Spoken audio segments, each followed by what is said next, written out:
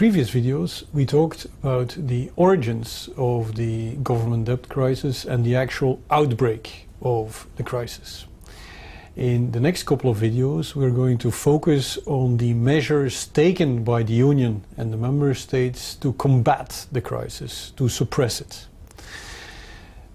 When we look at these measures, we can distinguish between, on the one hand, the emergency measures taken to combat the crisis, and on the other hand, the more structural solutions proposed to overcome this crisis. In this video, we're going to focus on the emergency measures. When looking at these measures, we can distinguish between, on the one hand, the financial measures, the emergency funds created to overcome the crisis. Secondly, we're going to look at the reactions or the actions of the European Central Bank. And thirdly, we're going to briefly talk about the private sector involvement. Last video, I ended with a quote of Hamlet: helping out Greece or not helping out Greece? That's the question.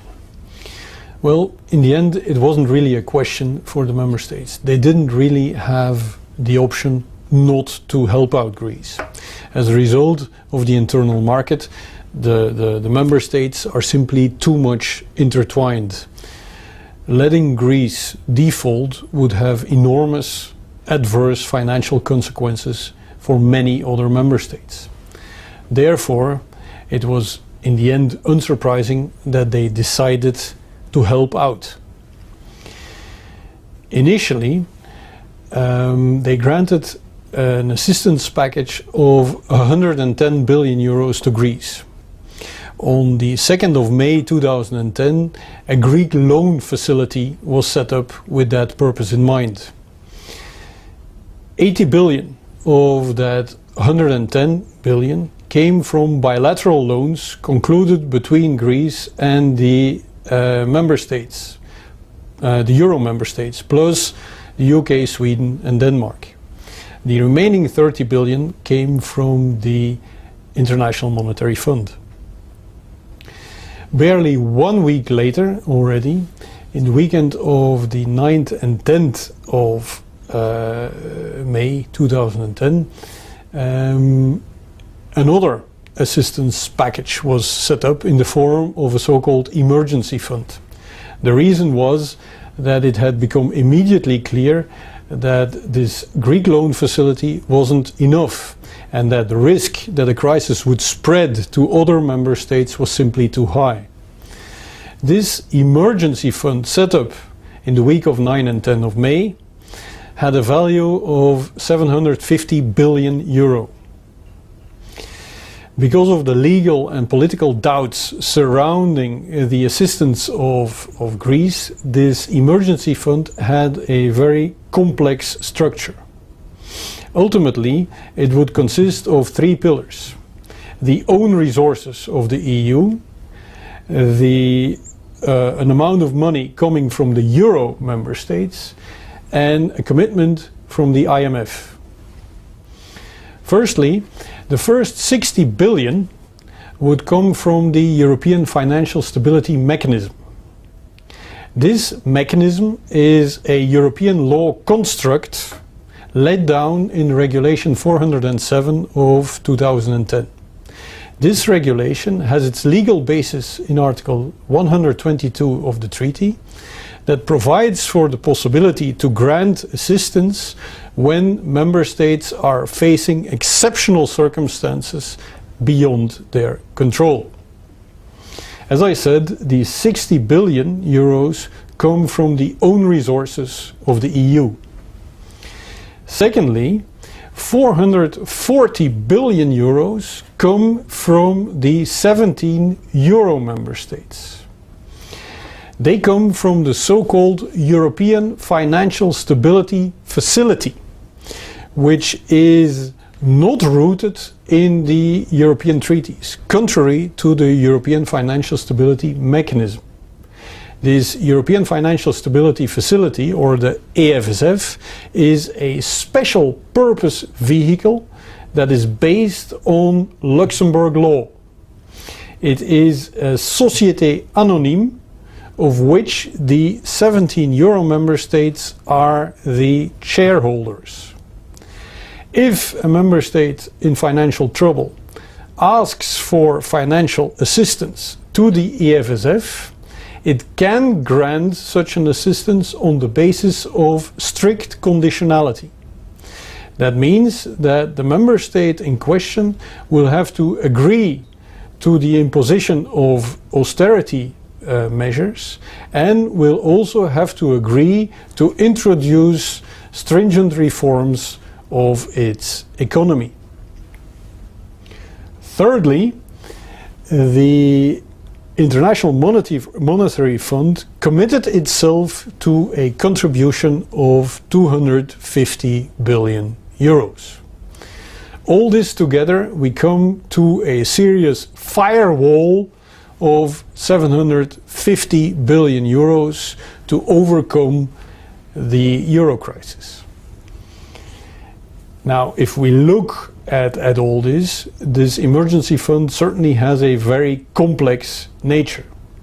Now, notwithstanding this complex nature, these funds have certainly proved their value already in the 3 years that they are in existence.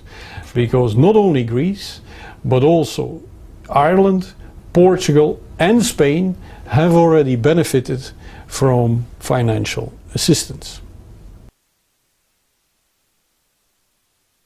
Now, besides the financial assistance granted by the Union and the Member States, also the European Central Bank has intervened to combat the crisis.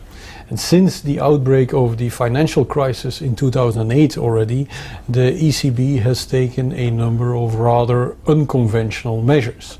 One of the measures that deserves to be mentioned in this respect is the so-called bond buying program. The ECB started with its bond buying program in May 2010, immediately after the establishment of the emergency funds. The first bond buying program, whereby the ECB is buying bonds of member states in trouble, was called the Securities Markets Program. As a result of the buying of bonds by the ECB on the second markets, the interest rates that the member states in trouble were facing to refinance their debts would significantly increase. The problem, however, is that this bond buying program is legally questionable. Article 123 of the treaty provides for the prohibition of monetary financing. Now, strictly legally speaking, the bond buying program of the ECB does not contravene this prohibition. The ECB doesn't intervene or doesn't buy its bonds directly from the member states. It only intervenes on the secondary markets, where it buys the bonds from the investors. By the same token, it must be admitted that this bond buying program sits somewhat uncomfortably with the purpose of this prohibition. Simply because of the fact that this program has the effect that the interest rates that the member states have to pay to refinance their debts decrease, indicates that the ECB has intervened in the regular market play, what specifically was not the purpose. Besides being legally questionable, there are also political concerns about this bond buying program. The ECB is supposed to be politically independent, is responsible for the monetary policy in the euro area and in the European Union to assure budgetary discipline. Now, by buying these bonds, the ECB undeniably gets drawn into the realm of fiscal policy. Now, aware of these concerns, the ECB drastically reduced this bond buying program already in 2011. At some point, it could even be considered to be relatively dormant. But faced in the summer of 2012 with the fact that the interest rates on Italian and Spanish bonds were increasing, the ECB decided to intervene again. And on the 6th of December 2012, it announced the launch of a new bond buying program, the Outright Monetary Transactions Program. This mere announcement had a significant effect, as the interest rates on Italian and Spanish bonds decreased immediately. Hence, the statement of President Draghi that the ECB would do what was necessary to save the euro, and the affirmation that it would be enough, would be a statement that is worth certainly billions of euros. Thirdly, the private sector participates in the rescue operations as well. Because of the fact that more and more member states were increasingly reluctant to keep on bailing out the ailing member states, and because of the fact that more money was necessary to actually bail out these member states, increasing pressure was exerted on the private sector to participate as well. The first emergency operation in which the private sector participated was the second assistance package for Greece, which was decided upon in March 2012 and had a value of 130 billion euros. This package only became a reality after the private sector actually agreed to participate. The bondholders of the Greek debt agreed to take a haircut of more than 50% of their initial investments. More recently, in relation to the assistance operation concerning Cyprus, the involvement of the private sector went to another level. This time, not only the bondholders of Cypriot debt, but also the depositors, the ordinary depositors of Cypriot banks with savings of more than 100,000 euros had to face losses as well. At this point, it became painfully clear that the crisis in reality left virtually no one unaffected.